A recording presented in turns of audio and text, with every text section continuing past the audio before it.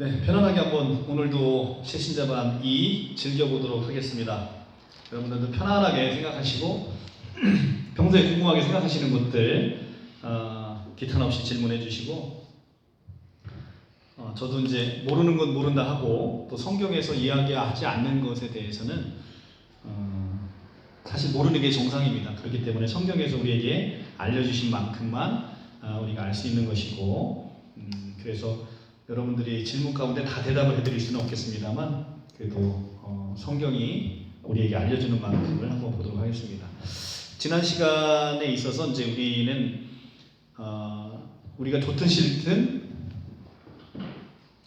진리를 우리가 찾아가고 있고 그 진리가 무엇인지를 이제 알아가는 과정 속에서 결국은 진리이신 예수 그리스도를 얘기하지 않을 수가 없다. 그리고 우리가 이제 BC와 AD를 예수님으로 말미암아 온 세계가 나눔으로 말미암아 온 세계가 예수님 아래 무릎 꿇고 있는 그런 현상을 우리가 이제 볼 수 있다라는 것을 이제 말씀을 드렸습니다. 오늘 진도를 나가기 전에 오늘 지난번에 이제 강의 끝나고 질문해 주신 것에 대해서 또 많은 분들이 궁금하게 생각하고 있어서 몇 가지를 살펴보고 가도록 하겠습니다. 기독교를 처음 접하시는 분들이 되게 이제 반감을 가지시는 기독교에 대한 반감을 갖고 있는 이유 중에 하나가 기독교는 너무 편협하다. 그래서 기독교를 믿고 싶은데 기독교가 추구하는 방향이 너무 편협하기 때문에 나는 기독교가 싫다라고 얘기하시는 분들이 종종 있습니다. 주변에서도 아마 그런 분들 보실 것 같은데 이제 타 종교는 기독교를 포함해서 모든 종교를 인정하는데 왜 기독교는 다른 종교를 배척하느냐라는 얘기를 하고 계시는 거예요. 아주 일리 있는 지적이고요. 공감하는 주장이 아닐 수가 없습니다. 그런데 우리가 이제 타 종교를 존중하는 문제와 그 안에서 우리가 진리를 서로 발견하고 진리를 찾아가는 과정에서 무엇이 진리인지를 찾아가는 문제는 별개의 문제다라는 말씀을 먼저 드립니다.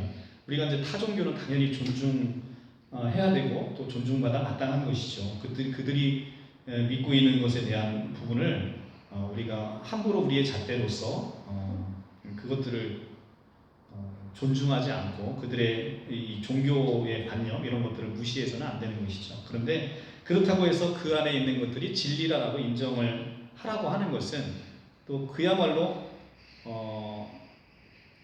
그들의 그런 가치 체계를 우리에게 강요하는 결과가 되게 되는 거예요. 우리 동료들 어디 갔나? 안에 있어? 근데 우리가 이제 이건 이제 자칫하면 이게 이제 종교다원주의로 흘러가는 거거든요. 종교다원주의로 흘러가는데 요즘 가장 심각하게 문제가 종교다원주의예요. 종교다원주의로 흘러가는 문제인데 이 종교다원주의는 자칫하면 이것이 종교다원주의의 입장을 갖고 있는 게 또 하나의 종교이고 또 하나의 이데올로기가 될 수 있다는 거죠. 그러니까 예를 들면 모든 종교는 궁극적으로 추구하는 바가 같다. 그러니까 너네가 믿는 하나님이나 우리가 믿는 부처님이나 우리가 믿는 알라신이나 궁극적으로는 하나를 표방하고 있기 때문에 이것은 모든 종교는 궁극에 있어서 동일하다라는 가치관을 자기가 믿는 것을 누구에게 강요하게 되는 또 하나의 제국주의적 발상인 것이고 그거 자체가 또 하나의 이데올로기다. 그러니까 우리는 그렇게 종교다원주의가 마치 어떻게 보면 모든 종교를 서로 존중해주고 이해해주고 종교 간의 갈등을 이렇게 막는 방법이라고 주장하시는 분들이 있는데 그렇다고 하더라도 진리는 결국 찾아야 될 것이고 진리는 분명히 존재하는 것이죠. 예를 들면 이런 거죠. 우리가 이제 지동설을 주장했을 때 천동설이 온 세계 보편적인 현상이었잖아요. 그런데 갈릴레오가 지동설을 주장하다가 죽었단 말이에요. 죽으면서 하는 말이 그래도 지구는 돈다 라고 얘기를 하는 거예요. 그러니까 내가 지구는 도는 게 아니라 태양이 지구를 도는 거야. 이 천동설을 주장을 한다고 한들 그것이 진리가 아니기 때문에 내가 그것을 인정한다고 하더라도 결국 지구는 도는 현상인 것처럼 내가 마치 다른 종교가 기독교에서 얘기할 때는 오로지 예수 그리스도 외에는 구원이 없다라고 얘기를 하고 그것을 믿고 있는데 내가 그것이 그래 너네 알라에도 거기도 구원이 있어라고 얘기한다고 해서 그 구원이 있어지는 건 아니라는 거죠. 결국은 진리는 하나일 수밖에 없는 것이고 우리가 그 진리를 찾아서 끊임없이 도전하고 끊임없이 대화하고 진짜 새소리가 너무 크긴 하네. 왜 새소리가 왜 저래요? 어? 예, 새소리가 밖에서 들리는 거예요. 밖에서. 우리가 틀어놓은 게 아니라 새소리가 나는 거예요. 엄청나네요. 네. 그래서 우리가 그렇게 알라에게 길이 구원의 길이 있고 부처에게 구원의 길이 있다라고 얘기한다고 해서 그것이 있어지는 문제가 아니라는 거죠. 결국은 하나님께서 정하신 구원의 길이 하나라고 한다면 그 길이 어떤 길인지 그것이 저는 지금 아직 그 구원의 길이 기독교에 있다라고 지금 전제하고 얘기하고 있지 않아요. 그러니까 아직 거기까지 들어갈 생각이 없습니다. 적어도 세 번째, 네 번째 강의까지는 기독교가 진리다라고 얘기하고 들어가고 싶은 생각이 없어요. 한번 그런 것들을 우리가 한번 찾아보자는 거죠. 끊임없이 서로 도전하고 끊임없이 진리를 찾고자 하는 것은 너무나 그건 귀한 게 아니겠나 싶습니다. 요즘 이제 21세기 그러니까 포스트 모더니즘이 시작되면서 모든 가치가 상대화되는 거예요.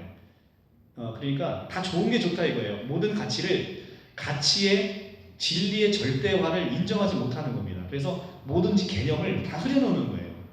개념을 다 흐려놓다 보니까 그 개념이 어서 오십시오. 개념이 그 흐려지는 것을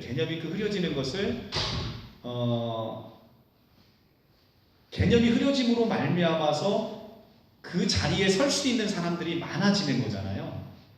예를 들면 가치가 이것이 절대 진리의 가치이고 이 가치를 양보할 수 없다라고 하면 그 가치에 배치되는 사람은 세상에서 설 땅이 없어요. 그죠? 세상에 수연이도 여기 앞으로 얼굴이 안 보이면 앞으로. 그래서 세상에 그 가치가 상대화됨으로 말미암아서 설 수 있는 사람들이 많아지는 거예요. 왜냐하면 이것도 옳고 저것도 옳으니까 이 주장에 서 있는 사람 저 주장에 서 있는 사람들이 그냥 이 세상에서 그냥 서로가 옳음을 인정하면서 그냥 살아가는 것이라는 거죠. 어떻게 보면 마치 보면 포스트 모더니즘에 나오는 이 가치 상대주의가 좀 굉장히 좀 사람 살아가는데 좋을 수도 있는 것 같긴 해요. 그런데 그렇게 되다 보면 가치의 절대화, 정말 절대 진리가 우리가 놓지 말아야 될 진리를 우리도 모르는 사이에 그 가치를 놓고 사는 문제들이 생긴다는 거죠. 그러니까 이 가치 상대주의에서 나타나는 것들은 인간으로 하여금 진리를 찾아가고 진리를 추구하게 되는데 굉장히 큰 방해가 된다. 그리고 이 가치 상대주의로 말미암아서 인간에게 주어진 권리를 심히 인간이 확대시켜주는 그런 측면이 있습니다. 예를 들면 우리가 이제 21세기에 나타난 포스트 모더니즘에서 나타난 개념 중에 하나 많이 오류가 되고 있는 게 인권이라는 문제와 평등이라는 문제로 말미암아 인권, 평등, 정의 사실 굉장히 좋은 단어들이잖아요. 너무나 멋진 말들입니다. 그런데 그 개념을 가치 상대주의로 말미암아서 혼동시켜 놓음으로 말미암아서 인간은 스스로의 권리를 확대시켜요. 예를 들면 인권이라는 개념으로 동성애의 논의가 굉장히 활발하게 되고 있죠. 그런데 인권의 원래 개념은 미국에서 나오는 이 인권이라는 개념은 미국의 헌법, 수정헌법에 나온 인권 개념은 천부 인권에서 시작이 된 거예요. 그러니까 하나님께서 부여해 주신 인간의 권리. 그런데 그 천부는 어디 가고 없어지고 그냥 인권이라는 개념만 나타나는 거예요. 인간의 권리라는 겁니다. 인간의 권리. 근데 인간의 권리가 그러면 어디부터 이게 시작돼서 인간이 원래부터 가지고 있는 권리냐를 살펴봐야 되는 것인데 인권의 원래 오리지널 개념은 천부 인권이어서 하나님께서 우리에게 주어지신 권리만 인간이 권리로서 주장할 수 있는 것인데 인간이 스스로 자기의 권리를 막 만들어버린 거예요. 이것도 인간의 권리야, 이것도 인간의 권리야, 이것도 인간의 권리야 라고 하면서 오히려 하나님께서 그건 죄야, 그건 죄야, 그건 죄야 라고 얘기한 것을 인간의 권리로 만들어버렸다 라는 것입니다. 그러다 보니까 지금은 어떻게 이제 시대가 이제 더 변하면서 이제는 이제 동성애를 반대하는 사람은 마치 시대에 뒤떨어진 사람, 그리고 시대에 뒤떨어지고 인권에 대한 개념에서 소홀한 사람, 이렇게 그냥 사회가 그 사람을 이렇게 치부해버리는 시대가 앞으로는 점점 더 심해질 것이다 라는 것이죠. 이런 것들이 이제 가치 상대주의에서 나타나는 우리가 진리에 근접하지 못하도록 막는 하나의 그런 길이 아닌가라고 얘기를 합니다. 그래서 기독교를 믿고 싶은데 기독교는 너무 편협하다, 너무 다른 종교를 존중해주지 못하는 측면이 있다. 분명 맞습니다. 그래서 이 기독교인들이 정말 반성해야 되는 것들이 바로 그런 것 중에 하나입니다. 다른 종교를 존중해야죠. 다른 종교를 존중하고 그들을 사랑하는 마음으로, 그들을 섬기는 마음으로 그들을 바라봐야 되는데 그것이 사실 기독교의 가르침이거든요. 근데 내가 진리를 소유하고 있음으로 말미암아 그 생각으로 말미암아 상대방을 정죄하게 되는 거예요. 그건 성숙하지 못한 기독교인인 것이죠. 기독교의 가르침은 절대 그런 게 아닙니다. 그런데 어디에나 가르침에 반대되는 반대되도록 행동함으로 말미암아서 그 단체에 욕먹이는 사람이 분명히 있듯이 기독교에서도 그런 현상들이 나타나는 것이죠. 그런 현상들이 나타나서 우리가 이제 지금 이제 사실 이제 지난번에 저희 교회에 오셨던 이제 인터콤 분들도 인터콤 뭔지 아시죠? PTJ 열방센터. 한동안 코로나로 인해서 신천지와 비슷하게 이제 논의가 됐던 PTJ 열방센터, 이런 인터콤 단체도 선교 단체 기본적으로는 취지가 굉장히 좋죠. 그런데 사실은 극단적인 선교, 예를 들면 이슬람 사원에 가서 거기서 찬송을 부른다든가, 그리고 불교 사원에 가서 침투해서 그 안에서 뭔가를 하려고 한다든가, 이런 것들은 그들의 종교 관념을 전혀 이해하지 못하고 오히려 그것이 하나님을 욕되게 하고 하나님의 복음을 막는 길임을 알지 못하는 것이죠. 그래서 그런 현상으로 나타나는 것들이 그러니까 기독교 내에서도 극단적인 그런 선교단체로 말미암아서 기독교 전체가 이제 욕을 먹는 이런 현상이 벌어지는데, 그렇다고 해서 아까도 말씀드렸지만 진리는 그런 방식으로 찾아가는 게 아니다. 어떤 나타나는 현상으로 말미암아 그 안에 진리가 있느냐 없느냐를 판단하는 게 아니다. 갈릴레오가 죽어가면서 그래도 지구는 돈다 라고 얘기했듯이, 지구가 도는 그 지동설의 그것은 불변의 진리이듯이 하나님의 창조 질서 안에서 나타난 것이기 때문에 불변의 진리이듯 내가 그것을 고백하지 않는다고 해서 진리가 없어지는 건 아니란 말이죠. 그래서 내가 여기에 이런 사람이 있어서 여기는 아니야 라고 내가 그것을, 그 단체를, 그 기독교를 내 스스로 내 판단에 정죄한다고 해서 기독교 안에 있는 진리가 없어지는 게 아니듯, 우리가 진리는 그런 방식으로 찾아지는 게 아니다라는 것을 먼저 말씀을 드리고 싶고요. 그래서 이제 궁극적으로는 이제 그 기독교의 편협함을 넘어서 이제는 우리 사회에 나타나는 큰 하나의 흐름이 이제 종교다원주의, 아까 말씀드렸던 종교다원주의다. 그러니까 모든 신의 이름이 다를 뿐이지, 기독교에서 얘기하는 야훼 하나님, 여호와 하나님과 이슬람에서 얘기하는 알라, 그 다음에 불교에서 얘기하는 부처님이 궁극적으로는 추구하는 것은 같은 신을 지칭하는 게 아니냐라는 종교다원주의의 모습으로 이제 흘러가고 있다는 것입니다. 그런데 중요한 것은 우리가 이제 이 종교다원주의는 제가 아까 이제 서두에 말씀드렸고 다시 한번 보겠습니다만, 중요한 건 이 사람이, 우리 인간이 어디에 위치에 포지션이 있느냐가 중요합니다. 이제 우리가 군대를 갔을 때 남자들이 내 계급이 이병이냐, 일병이냐, 상병이냐, 병장이냐에 따라서 자기 포지션이 있잖아요. 그래서 각 소대에서 청소할 사람 한 사람 나오라고 하면 순서를 딱 봐서 내가 가장 그 계급이 낮으면 내가 얼른 나가야 되는 것이, 그리고 내가 시댁에 딱 갔어요. 내가 제일 아랫사람이야. 시어머니 부르면 내가 앉아있다가 제일 먼저 일어나야 되잖아요. 이제 그런 것들이 인간의 포지션이시듯이 이 사람의 포지션이 어디 있느냐, 사람이 과연 내가 무엇을 판단할 수 있는 주체이냐, 아니면 내가 판단을 받아야 될 대상이냐라는 것을 먼저 봐야 된다. 그런데 구원의 관점에 있어서의 인간은 판단의 주체가 아니고 심판의 대상이라는 거죠. 우리는 벌거벗은 채 하나님 앞에 심판대에 서는 심판의 대상이라는 것입니다. 그래서 사람이 만든 가치관과 세계관이 종교를 어떻게 보느냐가 중요한 게 아니라, 그래서 내 가치관과 내 세계관으로 기독교는 어떻고 뭐는 어떻고 내 생각과 가치관으로 보는 게 아니라 이 절대자가 세운 기준으로 이것이 진리냐 아니냐를 문제를 판단해 보는 것이 중요하다.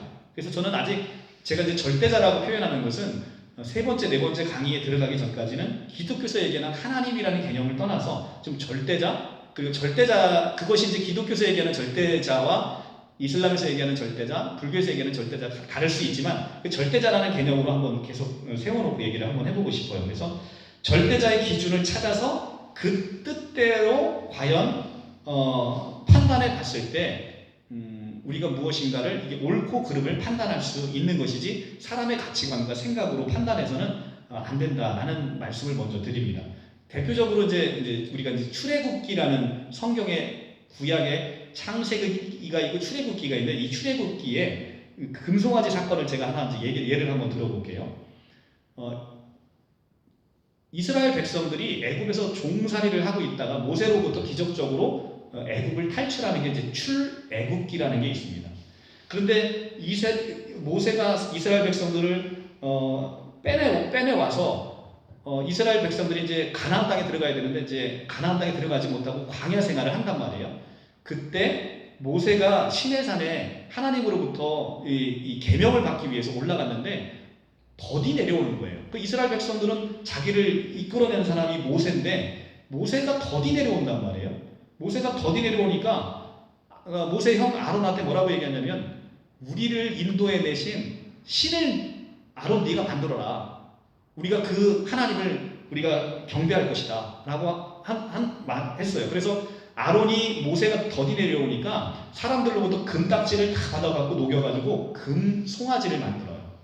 금송아지를 만들어 놓고 이것이 너희를 인도해 내신 하나님이다. 여호와 하나님이다 라고 얘기를 합니다. 그리고 그것을 사람들이 이제 그 하나님을 경배한다고 그것을 경배하기 시작해요. 그랬더니 하나님이 진노하셔서 이 백성을 다 쓸어버리겠다라고 하십니다. 근데 그들은 뭐냐면 분명한 것은 이들이 여호와 하나님을 경배 안 하려고 하는 게 아니에요. 여호와 하나님을 경배하고자 하는 마음에 금송아지를 만들었다는 거예요. 그런데 왜 하나님은 진노하셔갖고 3,000명을 다 죽여버리십니다. 왜? 이들은 분명 여호와 하나님을 섬기려고 했다는 거예요. 그런데 그 방법이 여호와 하나님께서 원하시는 방법이 아니었다는 거죠. 인간이 바로 이렇다는 거예요. 인간의 어리석음이 나는 내 방식대로 하나님을 섬기겠다. 나는 내 방식대로 절대자를 찾아가야 되겠다. 나는 내 방식대로 내 가치관대로 이 세상을 찾아가야 되겠다. 라고 생각을 하는 게 인간의 모습이에요. 그런데 그것이 하나님의 방법이 아니고 하나님의 그 원하시는 것이 아니면 결국은 그로 말미암아 하나님을 섬기고자 했던 인간들은 죄를 질 수밖에 없는 것이고 진멸당할 수밖에 없다는 것이 교훈으로 보여주는 겁니다. 이 교훈에서 우리가 볼 수 있는 건 인간적 관점이 중요한 게 아니다. 절대자의 관점에서 보는 것이 중요하다. 왜냐하면 우리가 구원이라는 문제를 놓고 갔을 때 우리가 하나님의 심판대 앞에 섰을 때 결국은 우리를 판단하시는 이는 여호와, 그러니까 그분이 절대자라는 거죠. 절대자의 기준으로 우리를 판단하는 거라는 거죠. 그렇기 때문에 인간은 자기 생각과 자기 가치관으로 내가 이것이 옳으냐 그르냐를 판단하는 어리석음을 늘 범하고 있는데 인간으로 봤을 때는 이것으로 충분할 것으로 보여. 그런데 그것이 하나님의 뜻에 과연 절대자의 뜻에 부합하는지를 살피는 것이 무엇보다 중요하다. 그래서 인간이 자기 마음대로 모든 종교가 궁극적으로 믿는 바가 다 하나다. 자, 그러니까 이슬람에서 믿는 알라와 기독교에서 믿는 하나님과 불교에서 믿는 부처님이 궁극적으로는 믿는 바가 다 동일한데 우리가 부르는 호칭과 언어적인 개념만 다른 게 아니냐라고 인간이 스스로 정의 내리면 바로 금송아지를 만들어 놓고 우리가 여호와 하나님을 숭배한다라고 하는 이스라엘 백성과 다를 바가 하나도 없다는 거예요. 성경은 우리에게 그 교훈을 보여주고 있는 거죠. 그냥 이건 내 생각인 거예요. 진짜 알라신과 기독교에서 얘기하는 여호와가 같다라는 것이 과연 우리가 믿고 있는 알라의 성서에 있느냐 기독교의 성경에 있느냐 어디에도 없단 말이에요. 근데 인간은 스스로를 그냥 그렇게 만들어버리고 그래서 서로 싸우지 말고 잘 지내자. 이게 좋은 게 좋은 거야. 이건 어디까지나 인간의 생각이라는 것이죠. 하나님은 그런 생각을 원치 않으신다는 것이죠. 중요한 것은. 그래서 우리가 궁극적으로 믿는 바가 그냥 이름만 다를 뿐 다 동일하다라고 생각하는 것은 인간의 오만이고 인간의 교만이다. 그래서 실제로 과연 이 세 가지의 이 종교들이 과연 같은 하나님을 믿고 있는지를 한번 살펴보면 저는 이제 사실은 뭐 이슬람이나 힌두교라든가 불교에 대해서는 깊은 지식은 없어요. 우리가 이제 통상적으로 아는 지식의 범위 내에서만 제가 설명을 한번 해보면 일단 기독교에 대한 기독교는 삼위일체 하나님을 믿습니다. 성부 하나님이 계시고 성자 하나님이 계시고 성령 하나님이 계시다라고 해요. 그러니까 이 세 분 하나님이 하나의 하나님이라는 거예요. 그래서 우리는 그걸 삼위일체라고 얘기를 합니다. 그런데 유대교와 이슬람은 단일신관입니다. 유일신이에요. 하나님 한 분 하나님이 인격적으로 세 하나님이 인격이 계신 게 아니라 한 하나님 단일신만 있다라고 봅니다. 그러니까 이 신관에 있어서도 기독교와 이슬람은 그리고 유대교는 완벽한 차이를 보이고 있다. 그리고 인간론의 관점에서도 보면 기독교를 제외한 모든 인간은 성선설적인 입장인 거예요. 성선설적인 입장이어서 자유의지로서 얼마든지 선을 행할 수 있다라고 보고 있는 인간관을 갖고 있어요. 불교도 마찬가지 모든 인간에게 불성이라는 게 있어서 이 불성을 실현함으로써 열반에 이를 수 있고 구원에 이를 수 있다라고 가르칩니다. 그렇기 때문에 열심히 수행하는 것이죠. 인간은 기본적으로 이런 능력을 가지고 있다는 거예요. 그런데 기독교는 어떻습니까? 기독교는 너는 아무것도 할 수 없다는 거예요. 너는 너의 힘으로 아무렇게도 할 수 없고 하나님의 그 길에 나올 수 없다는 것입니다. 그래서 모든 종교는 인간이 하나님을 찾아가는 종교예요. 기독교를 제외한 모든 종교는 인간이 인간의 노력과 인간의 수고로서 하나님을 찾아가고 하나님의 뜻을 발견하고 그 다음에 그 하나님의 그 경지에 올라가고자 하는 종교입니다. 그런데 기독교만은 거꾸로예요. 인간은 아무것도 할 수 없고 인간은 기본적으로 죄에 빠져 있어서 인간의 힘으로는 하나님께 도달할 수 없기 때문에 하나님이 친히 인간의 세계로 오셨다는 거예요. 네가 나한테 올 수 없으니 내가 너에게 가겠다는 겁니다. 기본적으로 너무 다르잖아요. 기본적으로 너무 다르죠. 인간론에 있어서. 그리고 구원론에 있어서도 불교는 자력구원이죠. 그래서 인간이 자신의 힘으로 불성을 실현함으로써 구원과 해탈에 이를 수 있다는 자력구원의 입장이고 이슬람과 힌두교도 마찬가지입니다. 성선설의 입장이 있기 때문에 인간이 자신의 힘으로 구원에 이를 수 있다라고 가르칩니다. 그런데 기독교는 어떻습니까? 너희는 스스로의 힘에 의해서 너희가 구원받을 수 없다. 구원은 하나님의 선물이고 하나님의 은총인 것이다 라고 가르친다는 것이죠. 너무 달라요. 이 너무 다른 거를 궁극적으로 이것이 하나의 하나님을 가리키는, 하나의 절대자를 가리키는 게 아니냐라고 생각하는 것 자체가 인간이 금송아지를 만드는 그 사건과 뭐가 다를 거냐는 거예요. 다를 바가 아무것도 없다는 거죠. 그러니까 인간은 자기의 생각과 이 판단으로서 이 다른 신을 마치 하나의 신으로 만들어서 실제로 만약에 기독교에서 얘기하는 이 하나님이 계시다라고 하고 나머지의 신이 우상이라고 한다면 이렇게 우리가 생각하는 이런 가치관, 종교 다원주의적인 생각은 결국은 하나님의 진노를 살 수밖에 없는 아주 인간의 교만의 극치를 달리고 있다라는 것입니다. 그래서 너무나 다른 것을 아무런 이유 없이 같다고 말하면서 종교를 섞어버리는 것이야말로 하나님을 섬긴다는 마음으로 금송아지를 만드는 이스라엘 백성과 우리가 다를 바가 없음을 보여주고 있습니다. 종교 다원주의는 그걸 주장하는 사람들이 의식하든 의식하지 않든 새로운 종교를 만들고 있는 것입니다. 모든 종교가 동등하게 진리와 구원에 이른다라고 믿는 새로운 종교이자 이데올로기가 바로 종교 다원주의라는 것이죠. 그 자체가 새로운 종교라는 거예요. 마치 자신은 같이 중립적인 입장이고 각각의 종교를 대하고 종교 간의 화해와 조화를 논하고 있다라고는 하지만 사실상 아무런 근거 없이 자신이 만든 제3의 입장을 다른 믿음을 갖고 있는 종교인들에게 그들의 정체성을 포기시키면서 야 얼마나 좋아 종교 간에 서로 화해하고 서로 대화하고 서로 조화를 이루는 거 얼마나 좋아라고 하면서 아무런 근거 없이 자신이 믿는 것을 상대방에게 강요하는 제국주의적인 실수를 계속 반복하고 있는 그 하나가 또 하나의 이데올로기다라는 것을 말씀드릴 수가 있습니다.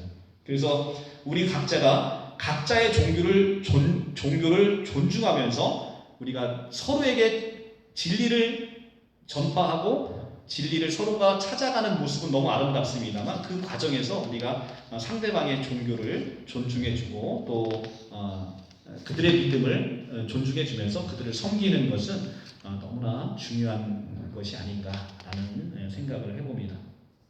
그러니까 기독교가 너무 편협한 게 아니냐, 그 다음에 궁극적으로는 모든 신의 이름이 다를 뿐 믿는 것이 궁극적으로 같지 않느냐라는 부분을 한번 살펴봤고요.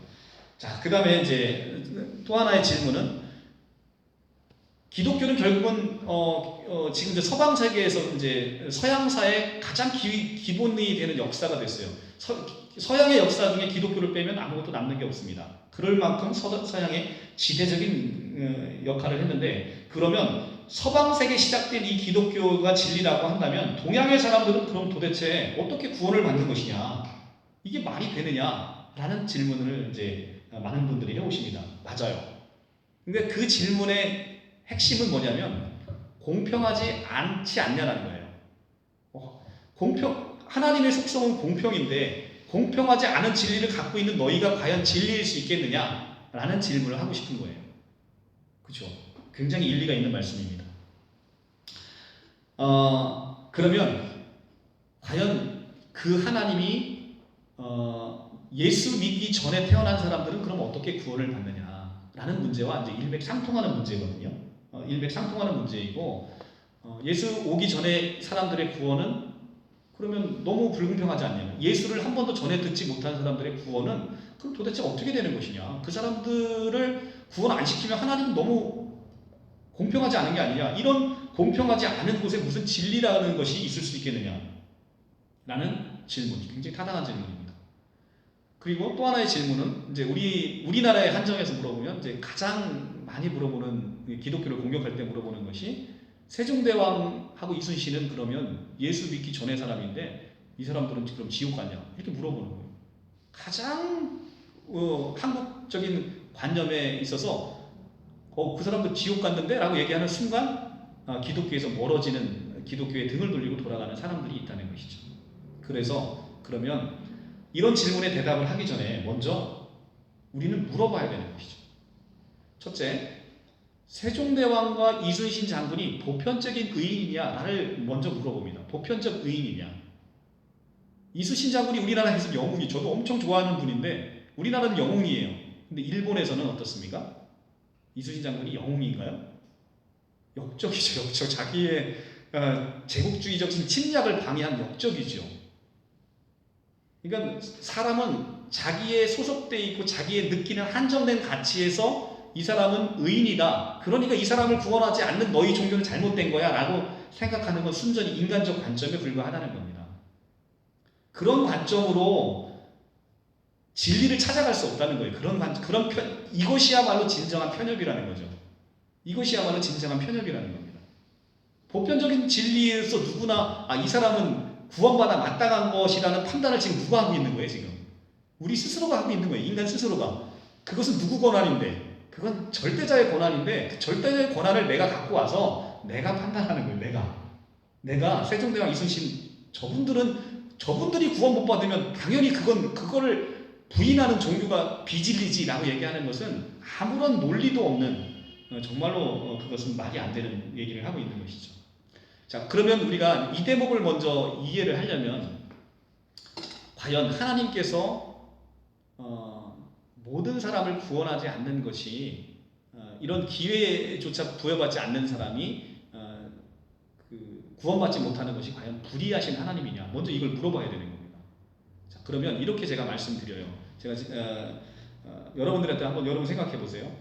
6.25 전쟁이 일어났습니다. 6.25 전쟁이 일어나서 너무나 먹을 것이 없어요. 사람들이 다 굶어 죽습니다.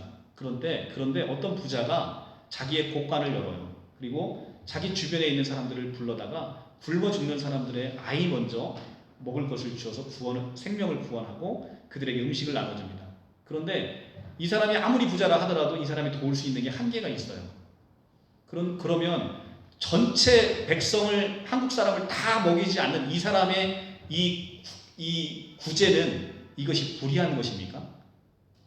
다른 사람을 다 구원하지 못할 바에는 차라리 몇 사람도 먹이지 말지, 왜 몇 사람을 왜 처먹여가지고 왜 이 사람들한테 갈등을 만드느냐라고 얘기를 하는 사람이 있다라고 한다면 과연 그 사람의 변론이 옳겠냐는 거예요. 다 구원하지 못할 바에는 아예 구원하지 않는 것이 옳다라고 생각하는 건 본인의 생각인 것이지, 이 사람의 내가 누군가를 불쌍히 여겨서 내 가진 것으로 누군가를 구원한다고 했을 때 그 사람의 행동이 과연 불의한 것이냐 라는 것입니다. 우리는 누구도 그 사람을 불의하다고 하지는 않아요. 그러면 이제 다시 돌아와 보면 기독교에서 얘기하고 있는 구원이라는 것은 인간들이, 하나님은 가만히 계시면 인간들은 자동적으로, 모든 인간들은 구원을 받지 못하고 영원히 꺼지지 않는 유황불에 들어가는 영벌을 받을 수밖에 없는 존재라는 게 기독교의 기본적인 관점이에요.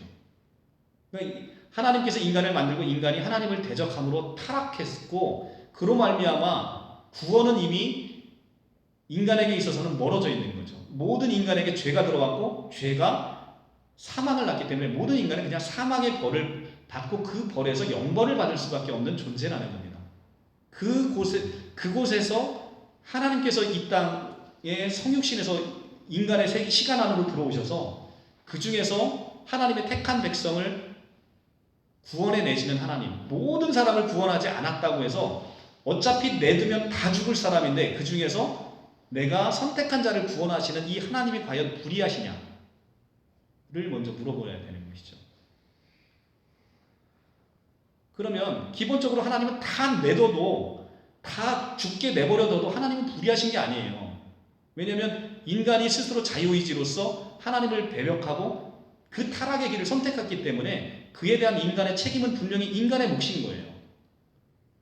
인간의 몫으로 죽을 수밖에 없는 인간을 하나님께서 내가 선택한 백성을 구원했다라고 해서 그 하나님의 선택과 하나님의 구원이 과연 불의하시냐? 우리 수연이 어떻게 생각해? 불의하시냐? 네. 그래서 그 구원하신 하나님은 결코 불의하지 않으시다라는 것이죠. 그러면 그 대목에서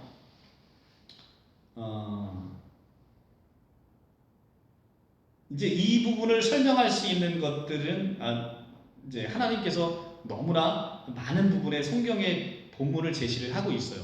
그래서 성경에서 가장 대답하기 어려운 것은 뭐냐면 하나님이 우리에게 보여주지 않으신 것에 대해서 우리가 대답할 때예요. 하나님은 자기가 스스로 자기를 계시한 만큼만 인간들이 알 수 있습니다. 하나님의 그 심오함을 인간이 감히 알 방법이 없어요. 개미가 인간의 사유방식을 이해하지 못하듯이 같은 피조물끼리도 인간의 사유방식을 이해하지 못하잖아요. 개미가 컴퓨터의 작동 원리를 이해할 수 있겠어요? 절대 이해할 수 없어요.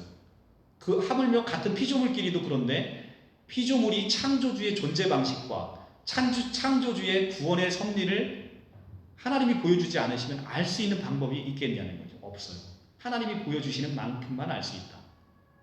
그러면 예수 믿기 전의 사람들, 그리고 이 시대에도 예수의 그 복음이 전해지지 않고 예수를 믿지 않은 사람들에 대한 구원에 대해서 성경이 무엇이라고 얘기하고 있느냐.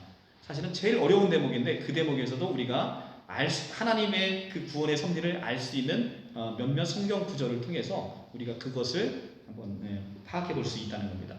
같이 한번 보도록 할게요. 로마서 신약 성경입니다. 신약 성경 로마서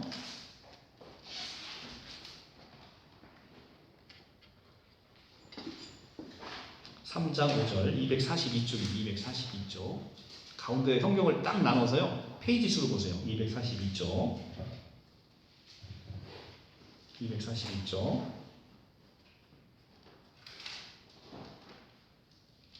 242쪽 로마서 3장 5절 3장 4절부터 한번 볼게요.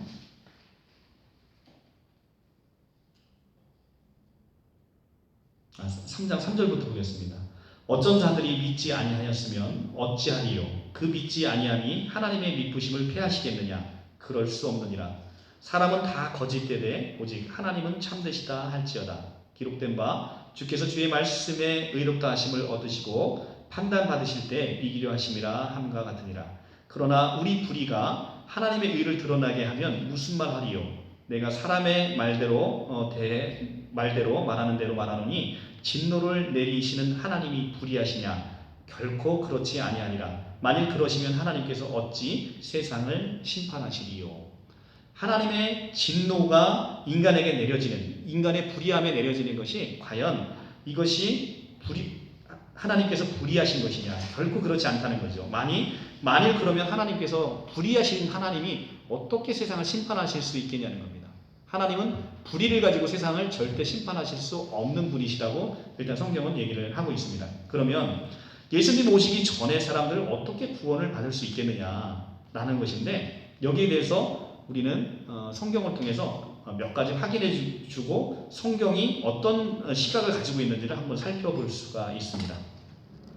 자, 먼저 맨 앞에 창세기로 가면, 창세기 성경 맨 앞에 있습니다. 성경 맨 앞에 창세기 15장 6절 18페이지예요.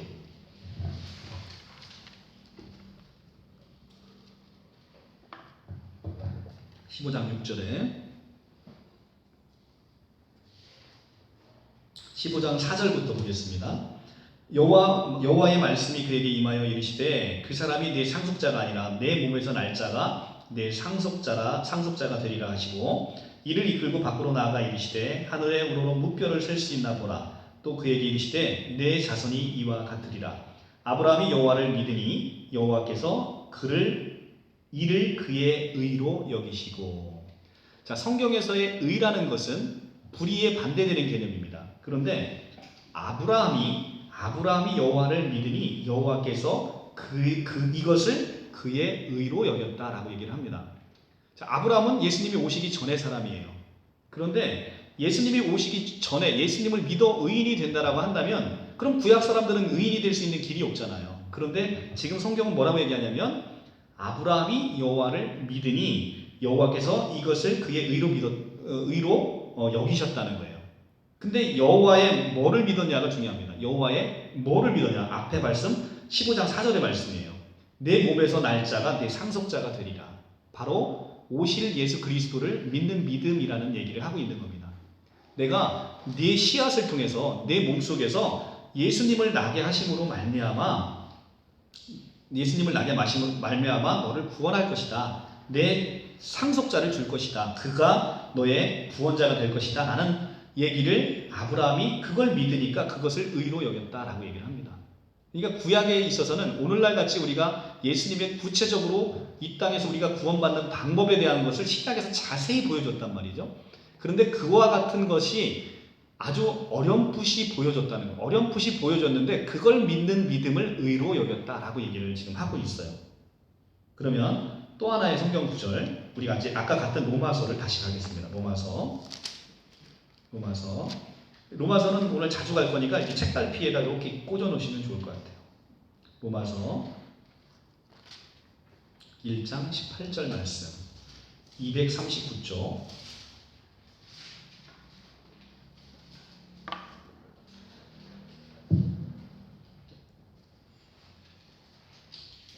로마서 1장 18절 239쪽. 하나님의 진노가 불의로 진리를 막는 사람들의 모든 경건하지 않음과 불의에 대하여 하늘로부터 나타나니. 하나님의 진노가 나타났대요. 어디에 대해서? 불의에 대해서. 불의에 하나님의 진노가 나타났는데 19절, 이는 하나님을 알만한 것이 그들 속에 보임이라. 하나님께서 이를 그들에게 보이셨느니라. 하나님을 알만한 것을 모든 사람들에게 보이셨대요. 20절에 창세로부터 그에 보이지 않는 것들 곧 그의 영원한 능력과 신성이 그가 만들어진 만물에 분명히 보여 알려졌나니 그러므로 그들이 핑계하지 못할지니라. 하나님을 알되 하나님을 영화롭게도 아니하며 감사하지도 아니하며 오히려 그 생각이 허망하여지며 미련한 마음이 어두워졌나니.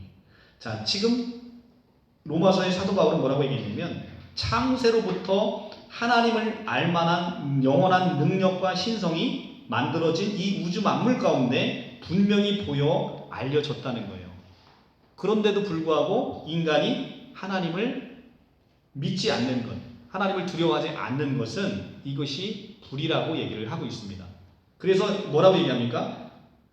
이들이 하나님 앞에 갔을 때 하나님, 나는 하나님이 있는지를 몰랐는데요? 라고 얘기를 하면 하나님이 말씀하신다는 거죠.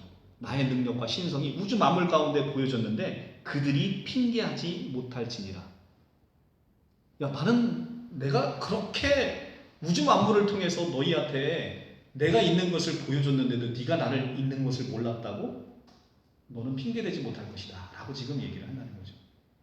이것이 예수님이 이 땅에 오셔서 자기를 통해서 구원받는 구체적인 믿음이 제시된 사람들에게 이들에게 있어서 어떻게 구원을 받을 수 있는지를 보여주는 중요한 성경 구절이 아닌가 생각이 됩니다.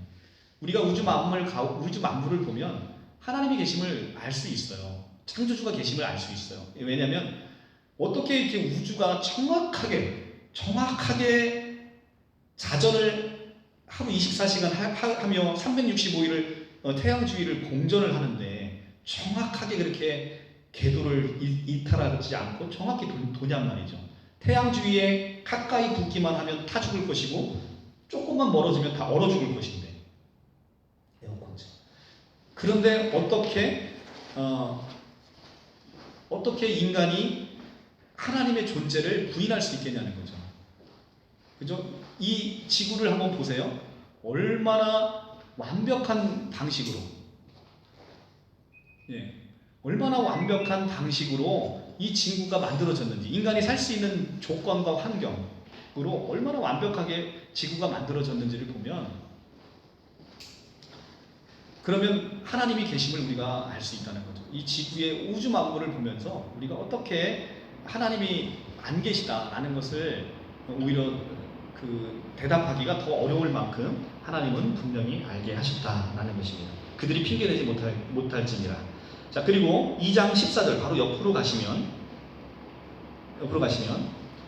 율법이 없는 이방인이 본성으로 율법의 일을 행할 때 이 사람은 율법이 없어도 자기가 자기에게 율법이 되나니 이런 이들은 그 양심이 증거가 되어 그 생각들이 서로 혹은 고발하며 혹은 변명하여 그 마음에 새긴 율법의 행위를 나타내느니라.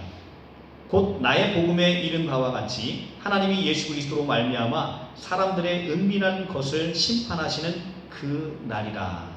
자, 이 얘기는 무슨 얘기냐면 유대인들에게는 하나님이 주신 율법이 있었어요. 그러니까 명확한 기준이 있었다는 거죠.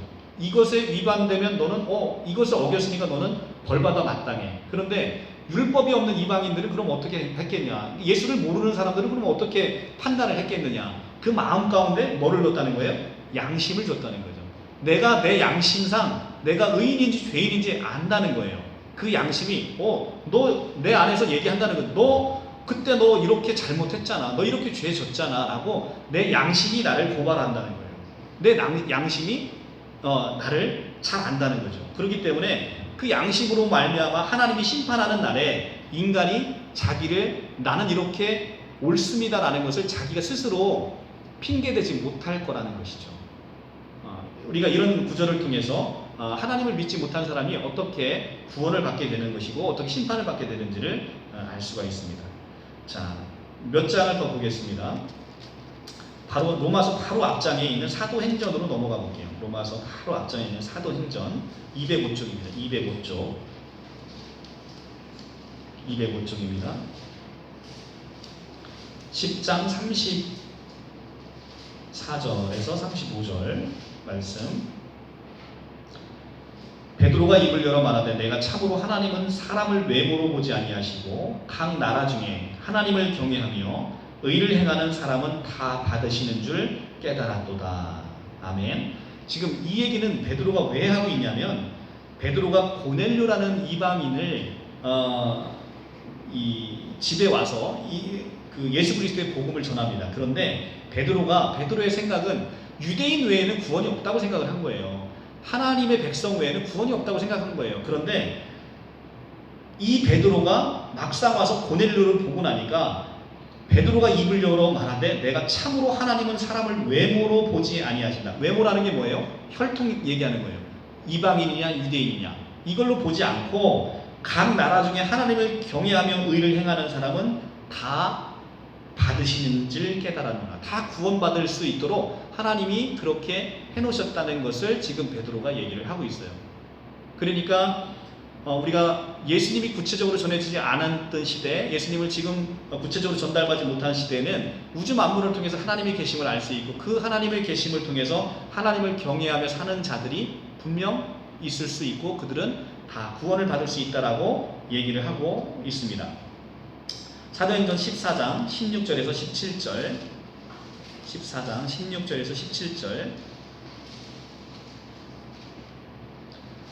이것은 지금 사도 바울이 루스드라라는 곳에 전도를 하면서 한 얘기인데 16절 하나님이 지나간 세대에는 모든 민족으로 자기들의 길을 가게 방임하셨으나 그러나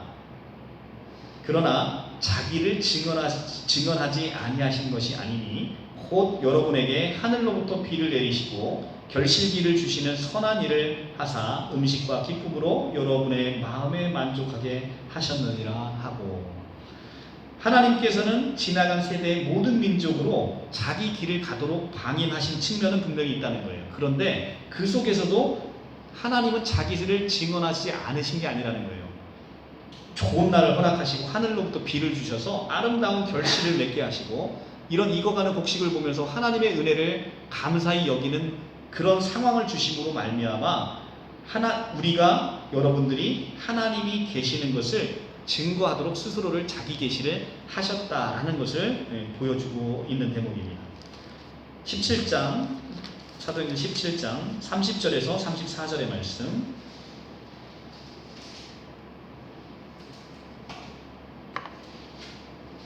이게 굉장히 중요한 말씀인데요. 17장 30절에서 34절 말씀 알지 못한 시대에는 하나님이 간과하셨거니와 자 하나님을 알지 못하는 시대가 있었어요. 그 시대에는 어떻게 하셨대요?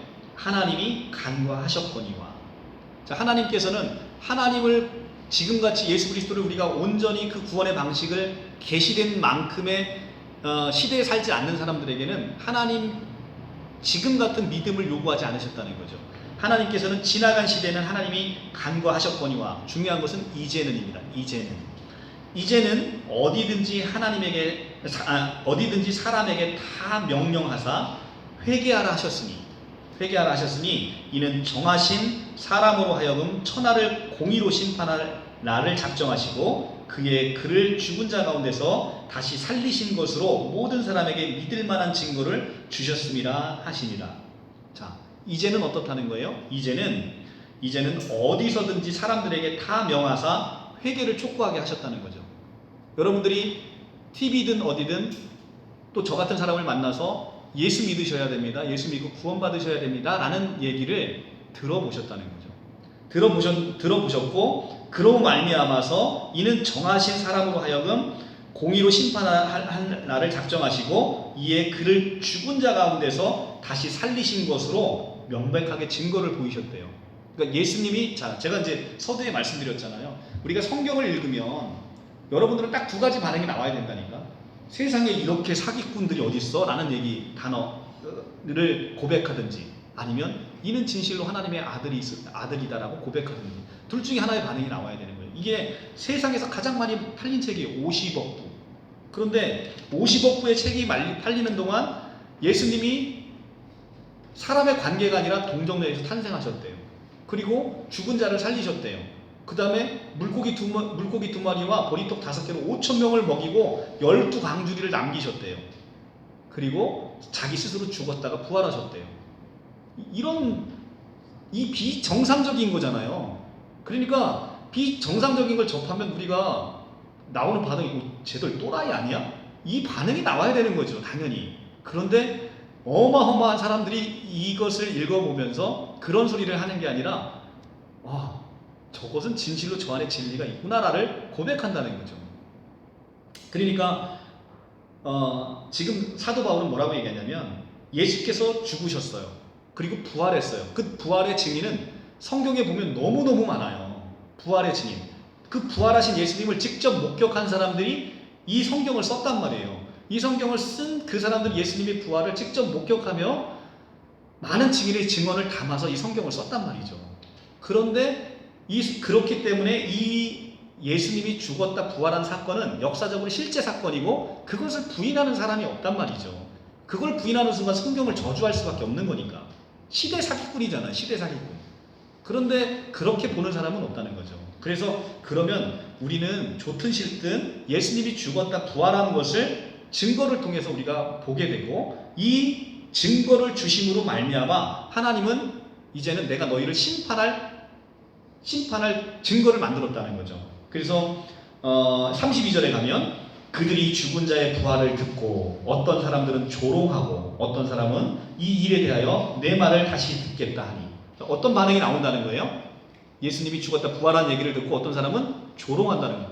아까 내가 두 가지 반응이라고 그랬잖아요. 하나는 조롱할 게 왜 저런 또라이를 봤나 이렇게 얘기하는 사람이 있고 어떤 사람은 내가 이 일에 대하여 내 말을 다시 한번 들어보겠다라고 하는 그 반응이 있다는 거죠. 이에 바울이 그들 가운데 떠나매 몇 사람이 그를 가까이 하여 믿으니. 자, 그러니까 어떤 사람은 이 말을 듣고 조롱하고 떠나가는 사람이 있고 오늘 오후에 강의했던 그 부자 청년이 생각나죠? 영생을 앞에다 두고 근심해서 떠나는 사람이 있고 어떤 사람은 이 말씀에 순종해서 영생의 길로 가는 사람이 있고 우리는 이 큰 두 갈래 뒤에 지금 서 있다는 것이죠. 그래서 이것을 믿고 믿는 사람이 있으니까 이것은 여자와 또 다른 사람들도 있었더라. 자, 그러니까 우리는 이러한 이 성경에 있어서의 그런 인간의 이성으로는 도저히 기재되지 않는 것들을 이게 이제 그게 믿음의 눈이라는 거예요. 믿음의 눈을 갖게 되면 이게 그냥 저절로 믿어지는 거예요. 성경은 내가 믿고 싶은 것만 취해서 믿을 수 있는 게 아닙니다. 성경은 전체를 믿든지 전체를 믿지 않든지. 그러면 나는 근데 지금 내가 성경이라는 것을 얘기 듣지 않은 상태에서 이런 얘기들을 사실들을 쭉 나열해 놓으면 아이가 동정녀에서 났대. 그리고 그 아이가 자라서 죽은 자를 살렸대. 귀머거리를 고쳤대. 맹인 태어나자부터 그 앉은뱅이를 고치셨대. 이런 얘기를 듣고 그리고 또 자기 스스로도 죽고서 부활했대. 그리고 하늘로 승천을 했대. 이런 얘기를 들었을 때 이제 우리는 이제 그 두 가지 중에 하나의 길을 선택할 수밖에 없다. 이것을 조롱하든지 아니면 이것을 믿든지 그 사이의 길은 없다는 것입니다. 그래서 중요한 것은 이제는 예전의 시대 예수가 이 땅에 오시기 전에 그리고 또 예수가 이 땅에서도 지금 아직 전해지지 못한 시대에는 알지 못하던 시대는 하나님이 간과하셨거니와 이제는 어디든지 사람에게 다 명하사 회개하라는 말씀을 주셨고 언론 매체라든가 우리 같은 이런 사역자들을 통해서 말씀을 전해드렸기 때문에 이제는 핑계치 못할 것이다. 그리고 하나님이 이제 그러면 딱 내가 심판대에 가면 얘기하는 거죠. 너 2021년 오늘이 며칠이에요? 10월? 네? 10월 10일 쌍십절이네요. 10월 10일 날 너 바른복음 생명교회에서 너 홍전다서로부터 너 이 말 들었잖아. 그런데 너는 그때 네 마음속에 뭐라고 생각했어? 에이 저게 믿어줘? 라고 너 조롱하고 왔잖아 라는 얘기를 듣고 그것으로 인해서 우리는 심판에 이를 수밖에 없다라고 얘기를 한다는 것이죠. 자, 그러면 그리고 예수님의 이후 시대 사는 우리에게는 분명히 이제는 이 명백한 증거를 두고 우리가 하나님을 믿지 않으면 구원에 이를 수 없다라는 것을 오늘 성경은 분명히 얘기하고 있어요. 그러면 또 하나의 질문이 생길 수 있죠. 또 하나의 질문. 그러면 하나님 이거 너무 불공평한 거 아닙니까? 아니 왜 하필 그 많은 중에 왜 하필 그 많은 이 땅에 다녀간 사람 중에 왜 하필 예수입니까? 왜 예수를 믿어야 구원을 받는다고 한 겁니까? 나는 부처가 더 좋은데 왜 추우면 이제 끄세요. 추우면 끄시고 추우면 나는 왜 부처가 더 좋은데 왜 하필 기독교에서 얘기하는 예수입니까? 난 예수쟁이가 너무 싫어요. 나는 예수쟁이 꼴도 보기 싫어요. 왜 하필 예수입니까? 라고 얘기를 한다는 거죠, 인간들이. 그런데 과연 그렇게 얘기할 수 있겠냐는 거예요, 인간이. 거기에 대해서 이제 사도 바울 선생님이 또 명확한 답을 주시죠. 9장 로마서 9장으로 가보겠습니다. 9장 19절입니다. 252쪽, 252쪽이에요.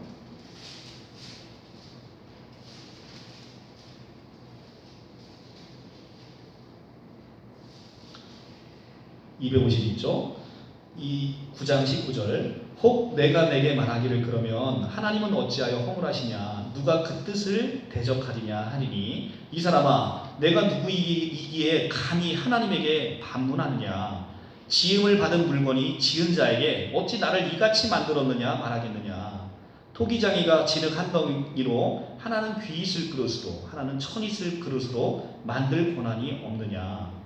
자, 지음을 받은 물건이 지은이에게 어찌하여 나를 이렇게 만들었습니까? 라고 반문할 권한이 있느냐는 거예요. 그래서 우리는 이것을 하나님의 주권이라고 얘기하는 거예요. 하나님의 주권의 영역을 절대로 피조물은 침범할 수 없다는 거예요. 하나님이 정한 것은 하나님의 의지고 하나님의 뜻인 거예요. 그것은 곧 하나님의 나라에 사는 우리 모두에게 법인 것이죠. 그렇죠? 그러니까 어찌 지음을 받은 물건이 지은 물건에게 난 이렇게 만들었느냐라고 얘기를 한다는 거죠. 그러니까 사실 세상법도 그렇습니다. 세상법도 국회의원들이 만들어 놓으면 그것이 헌법에 위반되지 않으면 기본적으로 만들어진 법이 부당한 측면이 있다 하더라도 그것을 따라야 되는 게 인간인 거예요. 그렇죠? 어떤 사람은 술을 아무리 먹어도 음주운전에 안 걸리는 사람이 있어요. 실제 술을 먹었는데 음주운전에 안 걸리는 사람이 있어요. 근데 어떤 사람, 저 같은 사람은 한 잔만 먹어도 금방 얼굴 빨개지거든요. 그러니까 동일한 수치로 0.03이 지금 면허 정지 수치인데 이 법 불공평해요. 이 사람은 술 잘 먹고 나는 술 못하는데 그럼 이 사람은 안 걸리고 나는 걸리고 불공평해요 라고 얘기할 수 있어요. 그런데 그것이 법으로 정해지면 인간은 그 법에 순응해야 된다는 것이죠. 이것이 법의 힘이 된 하나님의 주권에 있어서 인간이 어찌 우리를 이렇게 만들었습니까? 라고 얘기할 수 없다는 거예요. 그것은 피조물의 영역의 권한을 밖에 넘어가는 질문이다 랍니다. 자, 하나만 더 볼게요. 마태복음은 신약성경 32쪽에 있습니다. 33쪽. 신약성경 33쪽. 성경을 가운데로 딱 펴서 33쪽. 신약성경 33쪽. 성경을 거기는 구약일 것 같고 가운데 딱 펴서 33쪽. 마태복음 20장 1절부터 보겠습니다. 천국은 마치 품꾼들이 얻어 포도원에 들여보내고 이른 아침에 나간 집주인과 같으니 천국은 이렇다는 거예요. 그가 하루에 한 데나리온의 품꾼들과 약속해서 포도원에 들여보내고 제3시에 나가 장터에 놀고 서 있는 사람들을 또 있는지라 그에게도 이르시되 너희도 포도원에 들어가라 내가 너희에게 상당하게 주리라 하니 그들이 가고 제6시와 제9시에 또 나가 그같이 하고 제11시에 나가보니 서 있는 사람들이 또 있는지라 이르되 너희는 어찌하여 종일토록 물고 여기 서 있느냐 이르되 우리를 품꾼으로 쓰는 이가 없음이니라 이르되 너희도 포도원에 들어가라 하니라 저물매 포도원 주인이 청지기에 이르되 품꾼을 불러 나중에 온 자로부터 시작하여 먼저 온 자에게 삭슬 주라 하니 제11시에 온 자들이 와서 한 데나리온씩을 받거늘 먼저 온 자들이 와서 더 받을 줄 알았더니 그들도 한 데나리온씩 받은지라 받은 후에 집주인을 원망하여 이르되 나중에 온 이 사람은 1시간밖에 일하지 아니하였거늘 그들은 종일 수고하여 더위에 견딘 우리와 같게 하였나이다. 주인이 그 중에 한 사람에게 대답하여 이르되 친구여 내가 내게 잘못한 것이 없노라 내가 나와 한 데나리온을 약속하지 아니하였느냐 내 것을 가지고 가라 나중에 온 사람에게 너와 같이 주는 것이 내 뜻이니라. 아멘. 15절 내 것을 가지고 내 뜻대로 할 것이 아니냐. 자, 여러분 지금 제가 이 본문을 읽어드렸는데 이해가 가세요? 이 본문이? 그러니까 이런 거예요. 자, 천국의 비유를 하시면서 장터에 놀고 있는 사람들이 있는 거예요. 장터에 놀고 있는 사람들이라는 것은 아무도 이 사람들을 써주지 않는 사람들인 거죠. 그러니까 마땅히 일해야 되는 사람인데 일자리가 없는 거예요.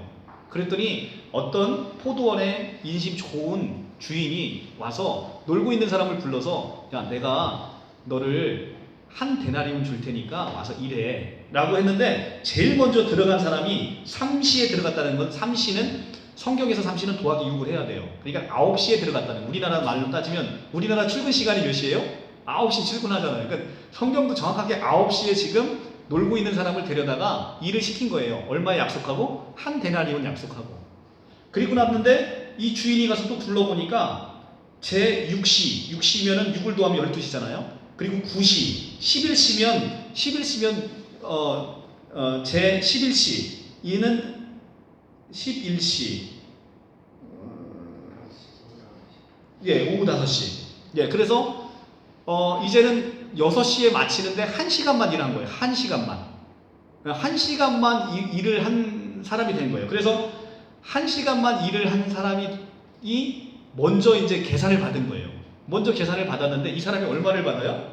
한 데나리온을 받았어요. 근데 애당초 제일 먼저 9시에 일하러 간 사람 얼마 받기로 했어요? 한 데나리온. 그러니까 1시간밖에 일 안 한 사람도 지금 한 데나리온 주니까 9시부터 와서 일한 사람이 입이 대빨 나온 거예요. 자기도 한 데나리온을 받으니까 똑같이. 그러니까 이 사람이 주인한테 원망을 한 거죠. 11절에 받은 후에 집주인을 원망하여 이르되 나중에 온 사람은 1시간밖에 일하지 아니하였거든 총일 수고한 나와 같이 대해주신 게 부당합니다 라고 얘기한다는 거예요. 그런데 이게 지금 하나님의 시각은 이게 부당하다 안 부당하다? 안 부당하다는 거예요. 내가 애저녁에 너에게 약속한 게 뭐냐? 한 데나리온입니다.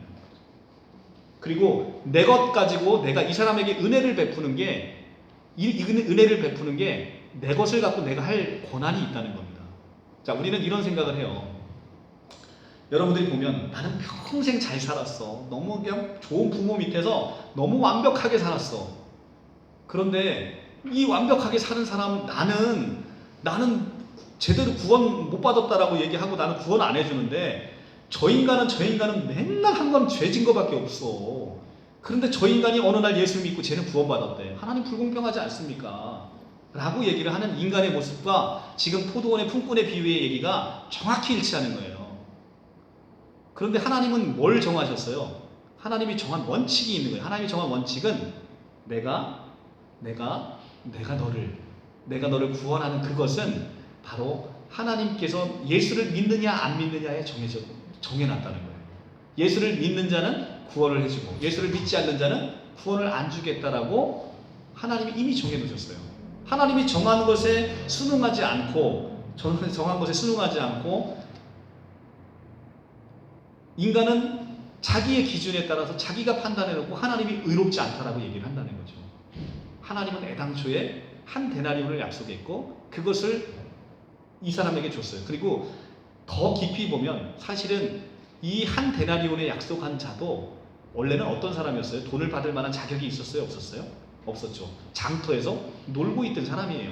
그러니까 은혜로 내가 구원받았음을 인식하지 못하고 오히려 자기보다 못한 사람이 구원받았음을 생각하는 것이 바로 인간의 어리석음이다 라는 것입니다. 그래서 내 것을 가지고 내 뜻대로 할 것이 아니냐. 기본적으로는 이 구원이라는 것은 하나님의 주권을 떠나서 우리가 생각할 때는 바로 이런 우를 우리가 범한다는 것입니다. 그래서 하나님의 주권의 부분을 우리가 이제 사실은 질문함으로 말미암아 기독교 너희가 생각하는 그것이 공평하지 않아, 그것이 의롭지 않아 라는 것을 얘기함으로 말미암아서 어떻게든 자신이 선택하지 않은 것을 정당화하고자 하는 인간의 그런 좀 본성적인 모습, 이런 모습들이 나타나 있습니다. 자, 그래서 오늘 질문, 사실은 그러면 예수 믿지 않은 사람들, 예수를 믿기 전의 사람들 어떻게 구원받느냐? 하나님이 계시해 준 만큼만 우리가 이제 오늘 성경을 볼 수 있는 거고요. 그것에 대한 정확한 것은 아무도 몰라요. 그런데 하나님만 아시는 거죠. 근데 분명한 건 뭐냐면 오늘 이때 하나님은 자신의 독생자를 보내셔서 그를 말미암아 나에게 올 수 있는 구원의 길로 정하셨다는 거예요. 그러니까 그 길 말고 우리가 다른 길로 하나님께 갈 수 있는 길은 없다는 것은 성경에서 분명히 알려줬거든요. 지금 저희는 이제 구약시대 아니면 예수님을 전해받을 수 없는 그런 환경의 사람들에게만 타당할 수 있는 성경을 보여드렸는데 실제 신약 성경에서는 우리가 신약을 살고 있는 오늘날 우리 시대는 어떻게 구원을 받는지가 너무나 명백하게 제시되어 있다는 것이죠. 예수님께서 내가 길이요 진리요 생명이다. 나로 말미암지 않고는 아버지께 올 자가 없느니라 라고 명확하게 말씀을 하셨다는 거죠. 우리는 그것을 믿든지 아니면 기독교에서 얘기하고 있는 이 성경을 저주하면서 떠나든지 이것은 우리의 선택의 몫이다. 그런데 성경은 분명하게도 예수로 말미암지 않고는 구원을 받을 자가 없다라고 명확하게 얘기를 해주고 있습니다.